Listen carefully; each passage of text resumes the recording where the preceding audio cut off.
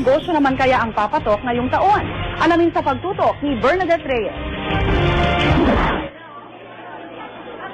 Bukod sa pagiging full-time na empleyado, negosyante rin si Ken Enda. Pinasok niya ang food court business. Minsan naman wala naman akong ibang ginagawa sa extra time ko. Instead of doing stupid things, kailangan na lang siguro business na lang.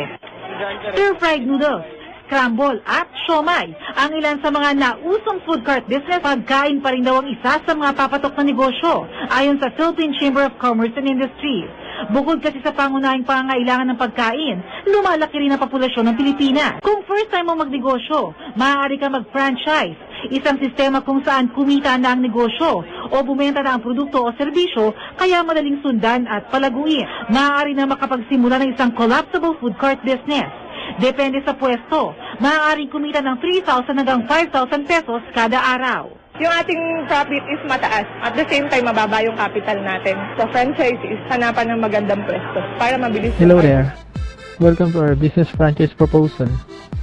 Entrepreneur Franchising has been operating since 2006 and been a supplier of siomai and siopaw since 1998. Ang Entrepreneur ay may komisari na siyang dahilan kung bakit kaya niyang mag-supply ng products nationwide. This company is operating for about a decade and still continue to help and provide our fellow Filipinos to build business with us. The company offers 6 all-time favorite food carts, namely Pinoy Pao, Jack's, Po Noodles, Burgeroo, Pizza Pinoy, Redbow.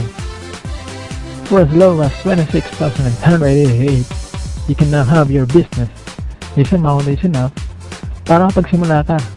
Sa halagang ito, meron ka ng food cart, equipment and tools, one set of uniform, initial food products, group training, franchise seminar. Many people ask, kung kukuha man silang dalawa, wala bang discount? Bilang pagtugon sa mga issue na ito, naisip ng company ang 2-in-1 food cart. Sa isang food cart, dalawa ang pwedeng ipagsamang concept. It is your choice. Inobi rin ang mga inclusion sa food cart na ito. Additional info.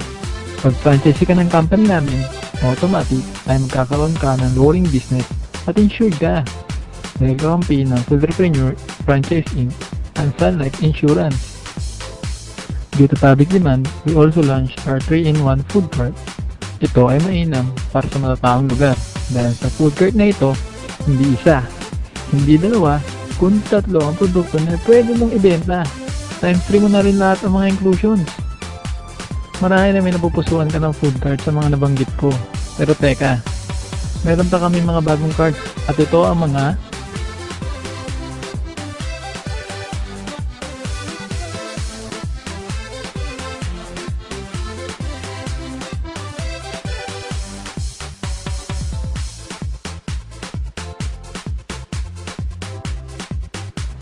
o ang ibang company ay may nag-endorse na artista, ang Entrepreneur ay hindi papahuli dyan. Inahandle namin ang Jopay Siomai and Josh Shawarma.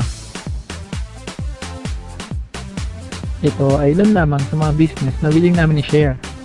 At hindi lang yan nagtatapos dyan. Meron din kami ng mga sumusunod.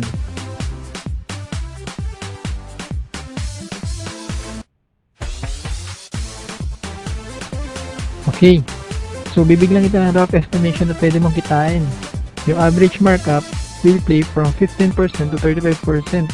So, imagine, you invested 2,000 a day times 0.15, which is your average markup, equals 300. 30 days of operation, that would sum up to 9,000 per month. So, 3 to 4 months, lumalabas, ROI ka na. 5 months, the actual earning fees na yan, yung natawag namin. Well, we probably noted out. Our franchisees experience great opportunity partnering with us. You may compare other companies with us, but we are totally different from them. So why would you settle for less if you can get great for less? Hi, this is Gary V, and I'm just so proud actually when I read this. It says business for every Juan. And I want to congratulate everybody. I am certain and I have no doubt that pagdating ng 5th 10th, maybe even the 15th year, if I'm still around, I'll be greeting you a happy anniversary. But it looks like you're building up a good foundation. It truly is business for every Juan, because every Juan is in need of good business. So God bless you guys. This is Gary V.